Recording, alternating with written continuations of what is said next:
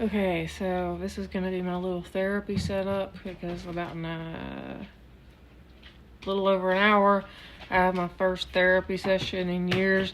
Now, to be clear, I've been in therapy lots of times, like off and on since I was 11. But the last time, it was during the pandemic, and it was on Zoom, and it was a male therapist, which I've never had a problem with before. And he took his dongle out, and so I've been. And the one right before that, I've had a few gaslight me or like try to tell me that certain things they like project, or they try to let me be their therapist, that type of thing.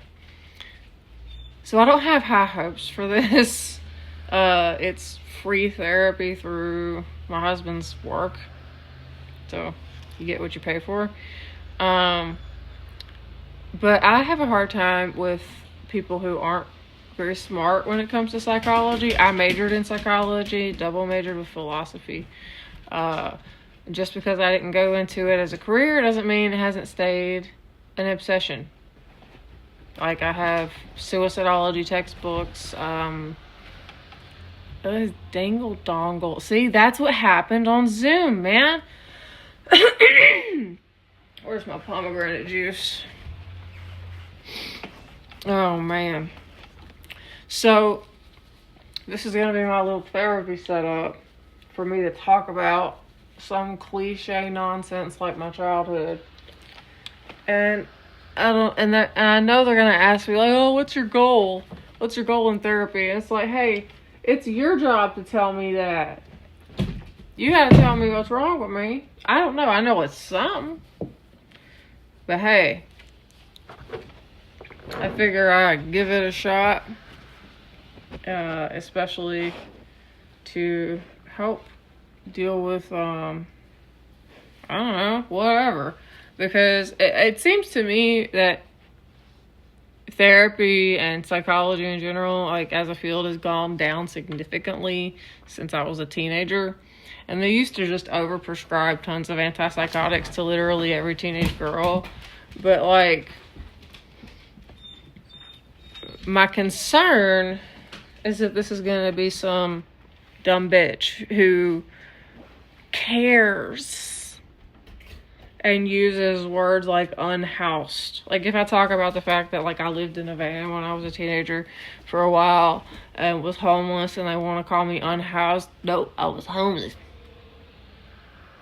You know, I don't want to deal with some, and therapists, women in general, no offense, I love you ladies, but like, they try to evoke these emotions out of me that I don't have. I'm not a sociopath or anything, but like, I don't have all the same. The way I work isn't always what they're expecting, and I've actually had therapists say I don't want to work with this patient anymore because I don't think I can help her, because I don't understand. And a lot of this has to do with the fact that people don't want to accept the autism diagnosis, or they say, oh, well, you don't seem autistic, or maybe that was a misdiagnosis. But really, that's what a lot of it is. So this is going to be my little setup. You can see my antler and Jesus and Mary altar back there. You can see my art pile and a bunch of hangers I need to hang up. And my dead mom in the background. What more do you need, Glenda? Is this a good setup? Anyway, wish me luck. I don't like therapy. It makes me feel dirty and oily. Like, I will have to probably shower tonight, because it's going to be gross. It's just gross. I'd rather run down the street naked. Anyway, I hope y'all have a good evening or afternoon, whatever it is.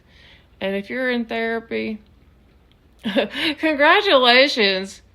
How do you ever feel clean sharing your fifis, your feelings with people that, like, you?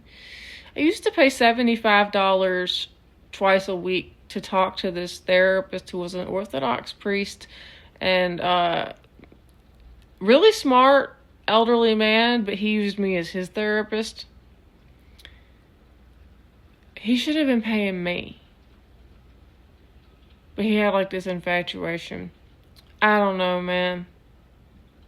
Wish me luck, cause ugh. You want me to talk about my feelings? Mwah. I don't know why I started doing that.